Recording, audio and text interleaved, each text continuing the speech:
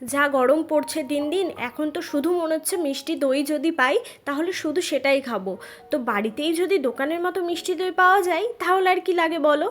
তো প্রথমেই দেখলে দুধটাকে খুব ঘন করে ভালো করে জাল দিয়ে নিচ্ছি, আর এদিকে বানিয়ে নিচ্ছি ক্যারামেল, যেটা দিলে তোমাদের দইটাও হবে একদম দোকানের মতো পারফেক্ট। ক্যারামেলটা ঠিক যখন ব্রাউন কালার হয়ে যাবে তখনই ঠান্ডা করে রাখা দুধটা ক্যারামেলের মধ্যে দিয়ে দেবে, ভালো মতো মিশিয়ে নেবে।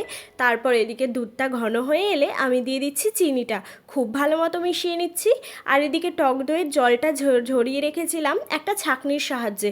টক দই কিন্তু একটুও জল রাখবে না, তাহলে কিন্তু তোমাদের মিষ্টি দইটাও পারফেক্ট হবে না, জল জলে হয়ে যাবে।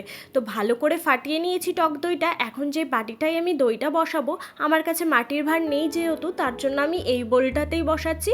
এরপর আমি ভালো মতো ক্যারামেলটা মিশিয়ে নেওয়ার পরে দইটাও একটা হ্যান্ড উইক্সের মাধ্যমে সুন্দরভাবে মিশিয়ে নিচ্ছি। তো চলো এবার দইটা বসিয়ে নেওয়ার পালা। দইটা যদি তোমরা দিনে বসাও তাহলে মোটামুটি 5 থেকে 6 ঘন্টার মতো রেখে দেবে রেস্টে, একদম গরম একটা জায়গায় টাওয়াল দিয়ে ঢেকে। আর যদি রাত্রে বানাও তাহলে সব থেকে ভালো সারা রাত রেখে দেবে। আমি সারা রাত রেখেছিলাম, তারপরে 2 ঘন্টা ফ্রিজে রেখেছিলাম। আর দইটা দেখেছো কত সুন্দর হয়েছে, একদম দোকানের মতো পারফেক্ট। আর ওপরটাও দেখেছো কত সুন্দর জালি জালি হয়েছে। খুব কম সময় বাড়িতেই বানিয়ে নাও এত সুন্দর দই।